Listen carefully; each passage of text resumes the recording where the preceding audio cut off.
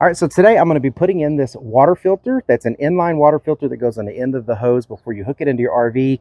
And this is going to filter out like bad taste, reduce chlorine, get rid of odors and things like that out of your water. But it's just another line of defense before the water actually gets into your RV.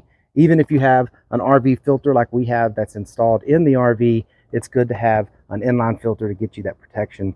You really don't know what you're getting, some of the times you go to these RV parks. So I'm going to go ahead and hook this up and show you how to do it. All right, so when you take this out of the box, it's going to have a protective like plastic over it already, and it's going to have the same thing with the little water adapter that it comes with. And you can hook this up on either side. You could hook this up where the water faucet is, where you turn the water on, or you can hook this up at the other end, which is right here at the RV location where you put the water hose in.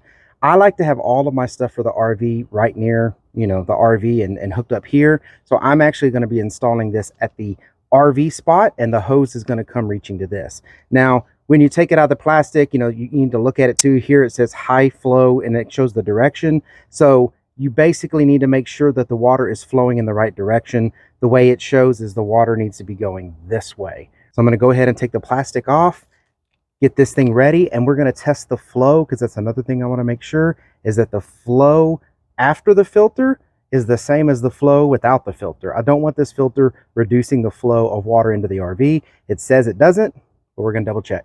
All right, so this is the end of the hose. As you can see, we've got very good water pressure and very good flow coming out of this hose. So I'm going to go ahead and check and make sure we get the same type of flow out through the water filter.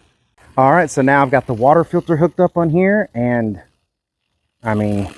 definitely still got a good flow coming out of here. So I would not consider that any kind of reduction in flow or pressure. So let's go ahead and put it on the RV.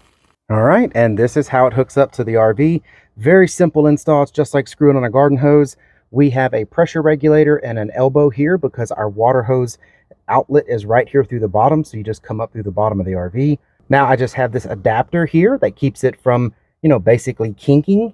It's put on the filter that's flowing in the right direction, and then the water hose is hooked up on the same side of this. Now, it might look like there's a drip here, but it's actually just the water that I spilt inside of the container where our hoses are.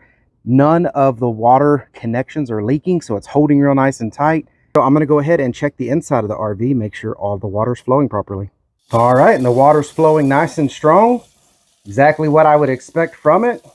I'm not seeing anywhere in the RV any kind of reduction of pressure or flow. So yeah, I think this thing's going to work out great. I really hope this was helpful. Thank you very much for watching. Y'all take care.